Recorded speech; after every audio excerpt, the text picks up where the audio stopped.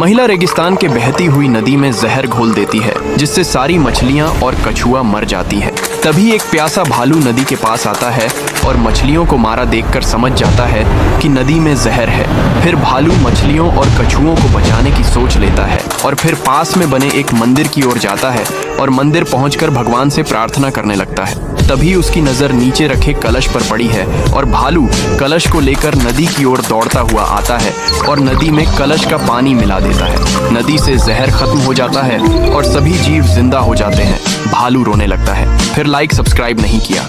महिला मोर के ऊपर बैठकर अपने घर जा रही थी। तभी महिला शहतूत खाकर नीचे फेंक देती है। फिर रात को बहुत तेज बारिश होती है और शहतूत को थोड़ी नमी मिली। कुछ दिनों में शहतूत का अंकुर उग आया। फिर शहतूत का अंकुर धूप के कारण सूखने लगता है। तभी एक काला भालू पास की झील से मुंह में पानी भरकर रोज थोड़ा थोड़ा अंकुर पर पानी डाल देता। कुछ महीनों में मजबूत शहतूत का पेड़ बन जाता है। फिर भालू उसी पेड़ के नीचे अपना बसेरा कर लेता है। फिर भालू रोने लगता है क्योंकि किसी ने लाइक सब्सक्राइब नहीं किया। ये कबूतर पटरी के बीचों बीच एक गड्ढा खोदती है। फिर एक अमरूद का पेड़ लगाती है और खूब सारा पानी डालती है। अमरूद का पेड़ बड़ा हो जाता है और ढेर सारी अमरूद लगते हैं। कबूतर मजे से अमरूद को खाता है। फिर कबूतर पानी पीने चला जाता है। तभी चुपके से एक बदमाश भालू आता है और अमरूद के पेड़ को आग लगा देता है। जब कबूतर जले हुए पेड़ को देखता है तो रोने लगता है क्योंकि फिर किसी ने लाइक सब्सक्राइब नहीं किया। किसान हर रोज पेड़ से अमरूद तोड़ता है, लेकिन एक दिन किसान को अमरूद के पेड़ में कुछ अजीब लगता है, जैसे कोई उसके अमरूद चुरा रहा हो। तो किसान चोर को पकड़ने के लिए झोपड़ी में छिपकर नजर रखने लगता है। तो कबूतर हर दिन की तरह आज भी अमरूद चुराकर जाने लगती है। तो किसान कबूतर का पीछा करता है और कबूतर अपने घर आ जाती है और अमरूद को झोपड़ी में रख देती है। किसान समझ जाता है कि कबूतर मां बनने वाली है, इसलिए वह अपने बच्चों के लिए खाना इकट्ठा कर रही है। फिर एक दिन बहुत तेज बारिश होने लगती है। किसान दौड़ता हुआ आता है और कबूतर को अपने साथ ले आता है। कबूतर का घर पानी में बह जाता है। अब कबूतर कुछ दिन में अंडे देती है और उनसे बच्चे निकलते हैं। फिर किसान रोने लगता है। फिर लाइक सब्सक्राइब नहीं किया।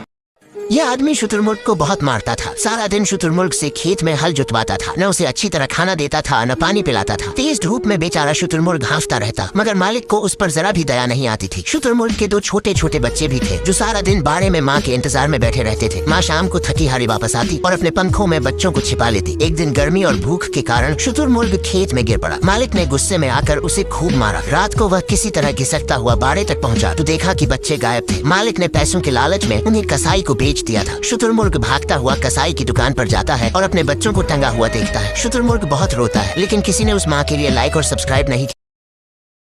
खजूर का बीज हवा से उड़ता हुआ जमीन पर आ गिरा। तेज धूप से बीज तड़पने लगता है। तभी एक ऊंट आता है और अपने मुंह से बीज को पानी देता तो बीज धीरे धीरे अंकुरित होता है। अब हर रोज और सभी जानवर भी पास की झील से पानी भरकर पौधे पर डालने लगते हैं। कुछ ही साल बाद मजबूत और लंबा खजूर का पेड़ बन गया। फिर ऊंट और सभी जानवर ने उसी पेड़ के नीचे अपना बसेरा कर लिया। एक दिन एक आदमी पेड़ को काट कर ले जाता है। बेचारे जानवरों का घर उजड़ गया, लेकिन अगले दिन उसी कटे हुए पेड़ से एक नया खजूर का पौधा उगाया। लेकिन ऊंट रोने लगा। फिर लाइक सब्सक्राइब नहीं किया। किसान सारा संतरे का जूस पी जाता है, फिर भी पेट नहीं भरता है तो कबूतर को उठाकर पटकता है। कबूतर डर के मारे एक नारियल का पेड़ लगाता है, फिर खूब सारा पानी डालता है। फिर पेड़ बड़ा हो जाता है और कबूतर फलों को तोड़ता है। फिर कबूतर फलों को ट्रैक्टर में भरकर ले आता है। किसान मजे से नारियल पानी पीता है, लेकिन कबूतर रोने लगता है। फिर लाइक सब्सक्राइब नहीं किया।